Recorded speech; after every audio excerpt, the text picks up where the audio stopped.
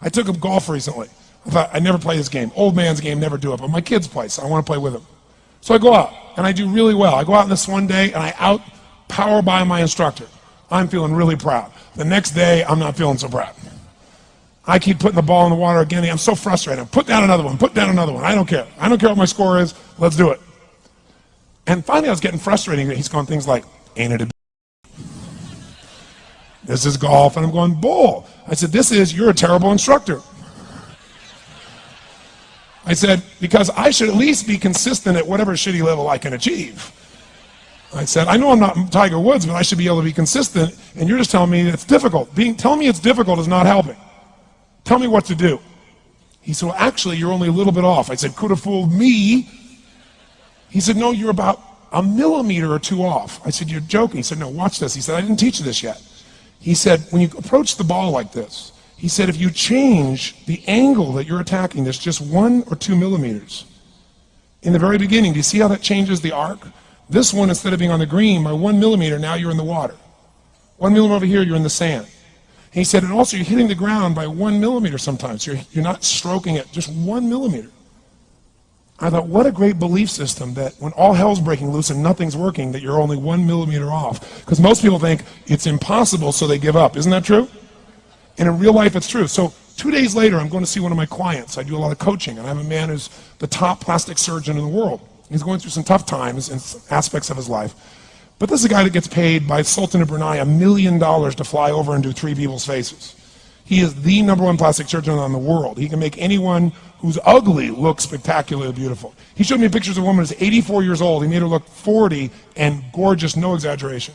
But you know what? I'm waiting for him in his office, and he's still in surgery. So he's got a new book he's creating to teach other surgeons around the world. And I'm going through it, and it's got pictures of, you know, the top 100 supposedly most beautiful women in the world's faces. And then men. I wasn't paying attention to that one. I just kept turning the pages, right? But I noticed something.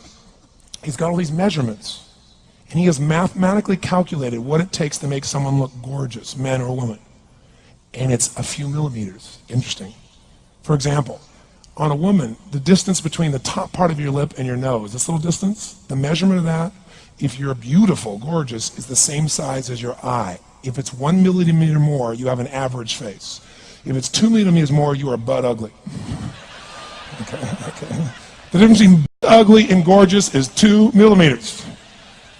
He's got about a dozen of these little 1 or 2 millimeter changes he makes, and it's a different person.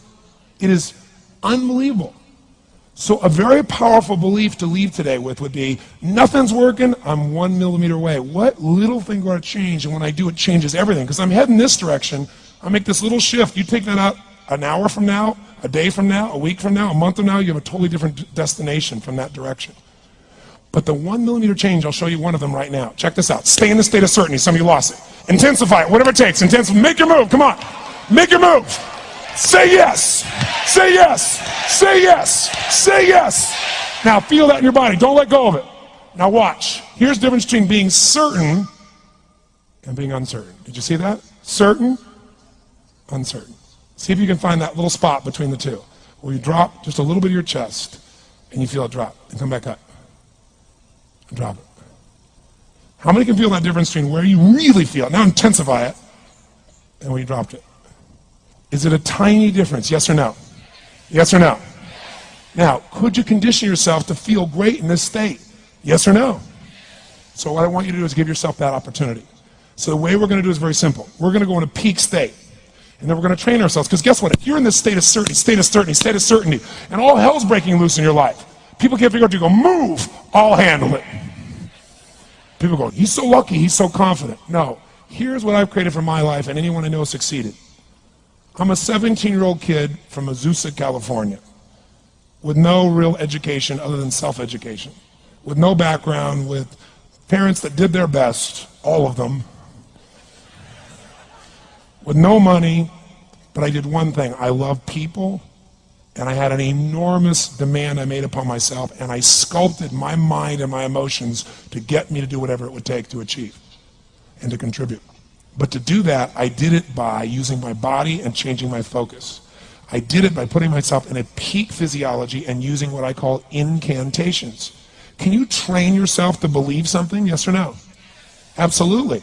How many of you ever made the fatal mistake of going to Disneyland or Disney World, and while you're there made the fatal mistake of going to a ride called It's a Small World After All?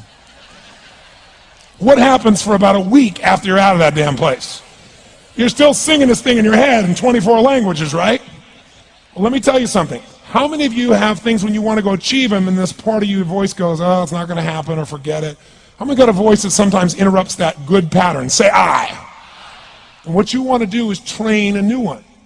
So starting when I was 17, I started doing incantations, not affirmations. Affirmation, you go, I'm happy, I'm happy, I'm happy, I'm happy, I'm happy.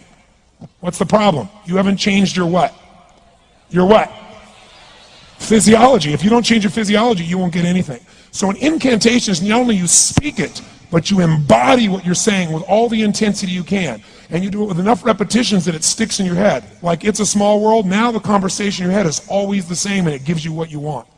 So you use your body and your voice. So 17 years ago, I started doing things. I was working for Jim Rohn, this speaker, and I was 17 years old. I had long hair, minestrone soup, acne on my face. And I was trying to call on Bear Stearns type of people and convince them why they should go to this man's seminar and be more successful. I was driving a 1968 Volkswagen that I had earned at $40 a week as a janitor. The only way I did it was park far from the building and then go in, and I love people, and I believe when I put myself in state, and I was able to influence people that were far more successful than I was at the time.